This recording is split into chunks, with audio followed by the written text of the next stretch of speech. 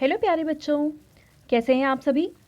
चलिए इस वीडियो में हम समझेंगे कक्षा 5 की वर्कशीट नंबर 92A जो कि 18 अक्टूबर 2021 की वर्कशीट है और आज का विषय है बच्चों हिंदी। और आज हम पढ़ने वाले हैं हमारी पाठ्य पुस्तक रिमझिम से पाठ चावल की रोटियां। तो बच्चों सबसे पहले आप यहाँ अपना नाम लिखेंगे और यहाँ आप अपनी टीचर का नाम लिखेंगे। ठीक है बच्चों, चलिए इस वर्कशीट को स्टार्ट करते हैं। नमस्ते प्यारे बच्चों, आशा करते हैं कि आप सभी स्वस्थ और खुश होंगे। प्यारे बच्चों, आप सब ने अपनी पाठ्य पुस्तक का पाठ चावल की रोटियां ध्यान से पढ़ लिया होगा। आइए आज हम इस पाठ में से कुछ नया और रोचक सीखते हैं। तो बच्चों, अगर आपने ये पाठ चावल की रोटियां नहीं पढ़ा है तो पहले इस पाठ को पढ़ लें, उसके बाद हम नीचे दिए गए प्रश्नों को हल करेंगे। ठीक है, चलिए देखिए पहला प्रश्न है, निम्नलिखित गद्यांश को बोलकर पढ़िए और दिए गए प्रश्नों के उत्तर दीजिए। तो ये गद्यांश है, सबसे पहले हम इसे पढ़ेंगे। कोको की मम्मी ने धान के खेत में जाने से पहले कोको के लिए चावल की 4 रोटियां बनाकर उसके नाश्ते के लिए रख दी। यानी कोको की मम्मी खेत में जाने वाली थी, पर खेत में जाने से पहले उन्होंने चावल की रोटियां बनाकर कोको के लिए रख दिया। कोको को चावल की रोटियां बहुत पसंद थीं। वह इन रोटियों को किसी के साथ बांटना नहीं चाहता था, इसलिए कोको ने रोटियों को अपने दोस्तों नीनी, मिमी और तिनसु से छिपाकर गुलाबी रंग के फूलदान में रख दिया और सबसे यह कहा कि मैंने अभी अभी डटकर नाश्ता किया है। ठीक है बच्चों, अब इस गद्यांश को पढ़ने के बाद हमें ये बता रखा है कि बच्चों ऊपर लिखे गद्यांश को एक बार फिर से पढ़िए और उसमें आए गहरे रंग के सभी शब्दों पर ध्यान दीजिए। गहरे शब्द जैसे कि ने, के, में, ऐसे जितने ही गहरे रंग के शब्द हैं उसको आपको ध्यान से दोबारा देख लेना है। ये सभी शब्द लिखे गए वाक्यों को पूर्ण करते हैं। उदाहरण के लिए, कोको चावल रोटियां बहुत पसंद है। ये वाक्य आपको अधूरा लग रहा होगा कि कोको चावल रोटियां बहुत पसंद है, यानी इसमें कुछ मिसिंग है। इन 2 शब्दों को और की ने इस वाक्य को पूर्ण किया। ऊपर दिए गए गद्यांश में आए गहरे रंग के सभी शब्द जैसे कि के, मैं, के, लिए, से, को, ये कारक हैं। ये मैं नहीं, ये में होगा। ठीक है बच्चों, तो इन सभी अक्षरों को इन सभी शब्दों को कहा जाता है कारक चिन्ह। क्या कहते हैं? कारक चिन्ह। यानी जितने भी कोई वाक्य है उसमें ऐसे शब्द जो इन वाक्यों के जो मेन शब्द होते हैं उनको जोड़ने का काम करते हैं। जैसे कि यहाँ पे हम कहें कोको मम्मी धान खेत जाने पहले कोको, तो हमें कुछ समझ नहीं आएगा कि क्या चल रहा है।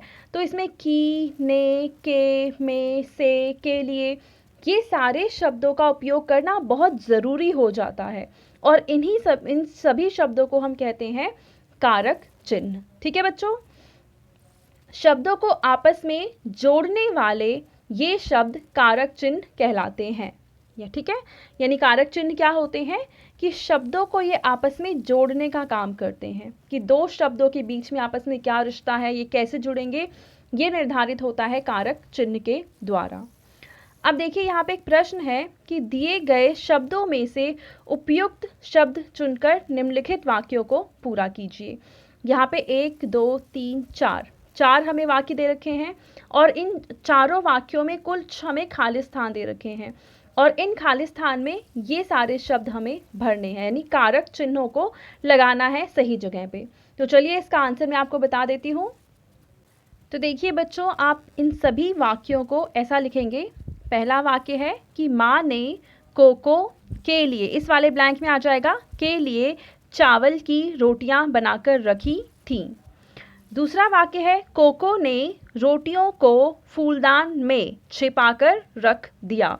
यानी पहले ब्लैंक में आएगा ने, दूसरे में आएगा को और तीसरे में आएगा में। ठीक है, तीसरा वाक्य है कि कोको की माँ खेत में काम करती थी। यानी पहले ब्लैंक में की और दूसरे में।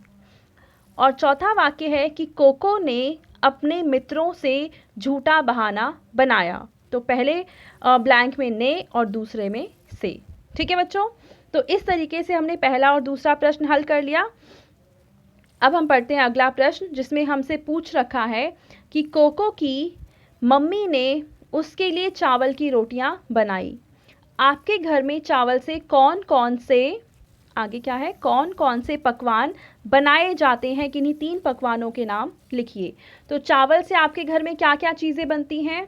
तो चावल से ज़रूर खीर बनता होगा, ठीक है, पुलाव भी बनता होगा, बिरयानी बनती होगी या खिचड़ी बनती होगी।